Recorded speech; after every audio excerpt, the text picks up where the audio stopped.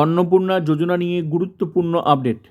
অন্নপূর্ণা যোজনায় প্রত্যেক মহিলা মাসে মাসে ৩,০০০ টাকা করে পাবে। তার জন্য ফর্ম ফিল আপ করতে হবে। তো কী কী ডকুমেন্টস লাগবে ডিটেলসে দেখাচ্ছি।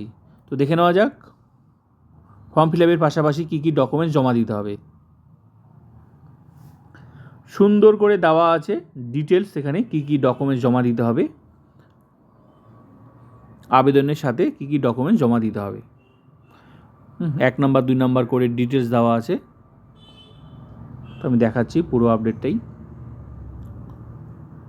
1 নম্বর ডকুমেন্টস হচ্ছে আধার কার্ড সম্পর্কে, 2 নম্বর ভোটার কার্ড বাড়ির প্রত্যেক সদস্যের জন্য।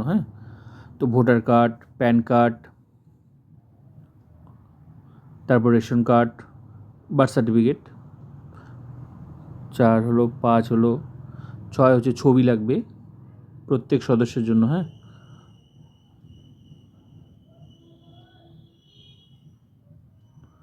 6 হলো। এবার 7 নাম্বার ব্যাংকের পাসবুকের জেরক্স, প্রথম পেজ যেখানে অ্যাকাউন্ট নাম্বার ডিটেলস দেওয়া আছে, তো ওটার জেরক্স।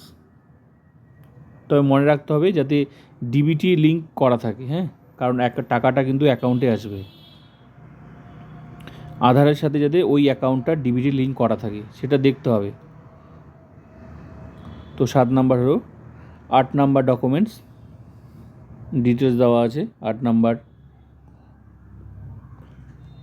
শিক্ষাগত যোগ্যতার আর কি মার্কশিট। 9 নাম্বার শিশুদের টিকাকরণের পোলিও কার্ড যদি শিশু থাকে, 9 number.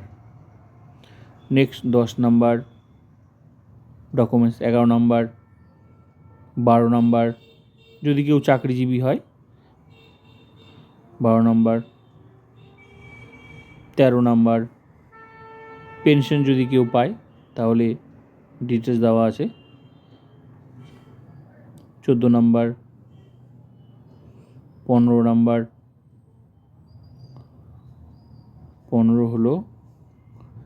16 number, 17।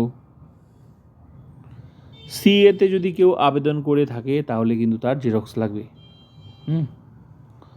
17, 18 number, 19 number, 20 number. গুরুত্বপূর্ণ ডকুমেন্টস এগুলো 20 নাম্বার পর্যন্ত। ব্যাস এগুলো কিন্তু লাগবে।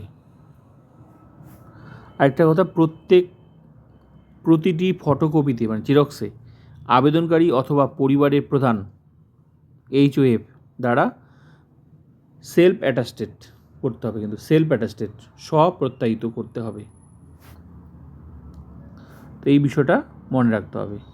তো এগুলো ইম্পর্টেন্ট ডকুমেন্টস অন্নপূর্ণা যোজনায়, মানে আবেদনের সাথে সাথে এই সমস্ত ডকুমেন্টসগুলো জমা দিতে হবে, তবেই কিন্তু ভেরিফিকেশন হবে। ভেরিফিকেশন হয়ে কিন্তু যোগ্য হলে অবশ্যই টাকা দেবে, সবাই পাবে টাকা। তো ভিডিওটা ভালো লাগলে like, comment, subscribe and share.